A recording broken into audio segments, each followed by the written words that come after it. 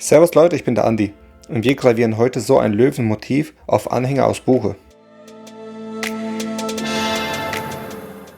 Das erste und einzige Werkzeug ist schon eingespannt, ein Gravierstichel mit 30 Grad und 3 Schneiden. Ich habe hier einen Zentrierschraubstock, der zu beiden Seiten gleich auffährt, deswegen kann ich X und Y jetzt schon antasten. Mit meinem Hedy-Laser ist es eine echt komfortable Sache.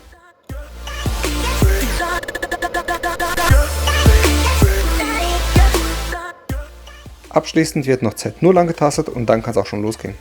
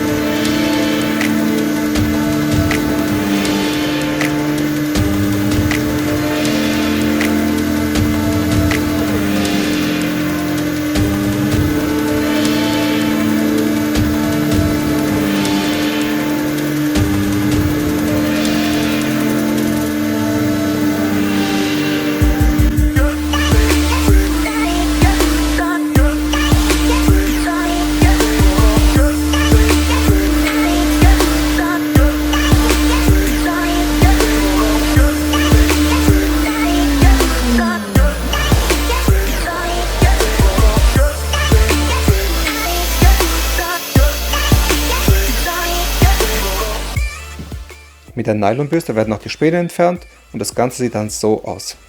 Im Anschluss werde ich noch mit Druckluft die restlichen Späne entfernen. Und weil es so schön war, machen wir das Ganze nochmal.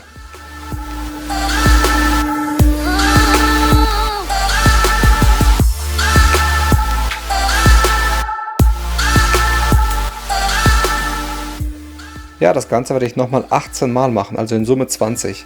Aber ich glaube, das erspare ich euch. Bleibt dran, wenn ihr wissen wollt, wie das in Fusion programmiert wird. Bis gleich. Wir starten wie immer mit der Konstruktion und zwar mit einer Skizze. Man kann schon sehen, es gibt hier keinen Körper, denn ich habe einfach nur mit der Skizze gearbeitet. Okay, hier diese Außenkontur habe ich einfach ausgemessen aus dem Körper und das Ganze um 2 mm nach innen gezogen. Denn das hier ist dann meine abgerundete Kante.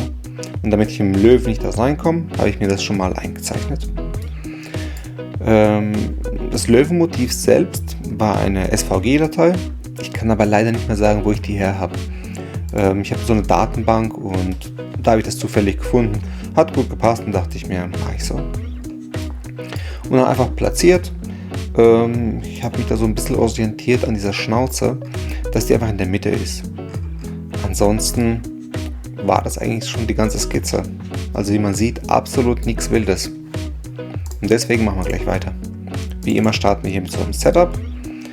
Ich habe es ja schon im Video gezeigt, ich habe ja so einen Zentrierschraubstock und deswegen einen geschlossenen Backen erstmal Y0 angetastet. Und das liegt bei mir genau hier. Und deswegen sieht es so, ich nenne es mal seltsam aus.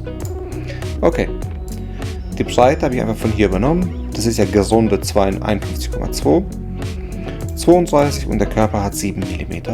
Und dann sieht der Körper so aus. Also, aber wie man schon sehen kann, also ich habe die ganze Zeit ohne Körper gearbeitet. Es ging schnell, wozu unnötig Arbeit machen. So, wir starten hier mit dieser Gravuroperation. Hier kann man schon sehen, das ist ein Razor Point von Sozotec, 30 Grad mit 3 Schneiden und 6 mm Schaft. Das hier waren meine Schnittdaten und ich muss sagen, die waren gut. Hätte vielleicht sogar noch ein bisschen schneller unterwegs sein können, aber ich muss sagen, das lasse ich so. Das hat mir sehr gut gefallen. Vorgabeeinstellung, okay. Als Geometrie habe ich einfach die ganzen Kanten angeklickt. Als Höhe zeige ich einfach ausgewählte Kontur, minus 0,7. Also ich bin 0,7 mm tief eingetaucht. Durchgänge nichts gemacht, Anfahr-Wegbewegung auch nichts. Das war es tatsächlich schon. Also es war so schnell gemacht, das ist Wahnsinn. Man kann hier noch so eine Konturoperation sehen.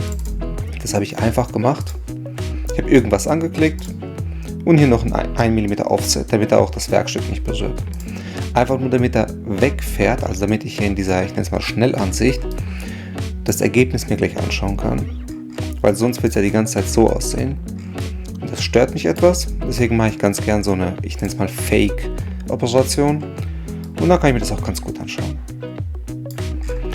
Okay. Ja, wie gesagt, das war tatsächlich schon. Es gibt noch eine Datei, Show. Da habe ich Folgendes gemacht. Da gibt es einen Körper, also ich habe das Ganze extrudiert. Übrigens, das was jetzt kommt, ist nur für das gerenderte Bild, also damit es einfach gut aussieht. Mehr ist es nicht.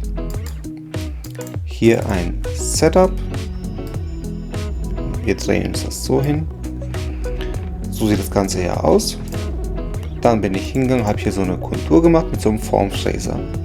Bitte nicht auf die Schnittdaten gucken. Die Schnittdaten waren mir egal, es ging mir nur um das gerenderte Bild. Deswegen, ich wollte einfach nur, dass es so aussieht. Also schön abgerundet. Deswegen diese Fake-Operation, wie gesagt. Auf die Schnittdaten, Anfahr-Wegbewegung habe ich nichts gemacht, weil das interessiert mich alles nicht. Es soll einfach nur hier schön gerundet sein. Okay, noch ein Setup. Dieses Mal vom vorherigen Setup.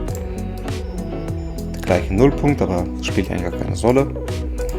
Das Gravieren kennen wir ja schon. Dann eine Kontur mit so einem Schaftfräser, damit es einfach diese schöne Rundung hat. Aber auch hier habe ich irgendwas aus der Datenbank genommen. Okay, ein 8 mm. Keine Ahnung, ob die Schnittdaten passen. Wahrscheinlich nicht, weil 700 mm ist... Achso, hier steht es ja sogar. Aluguss. Also wäre das ziemlich langsam. Okay, nachdem das gemacht wurde, nochmal der gleiche Formfräser.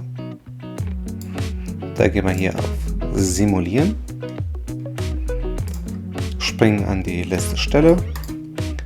Rechte Taste, Rohteil speichern. Und dann macht er uns eine .stl.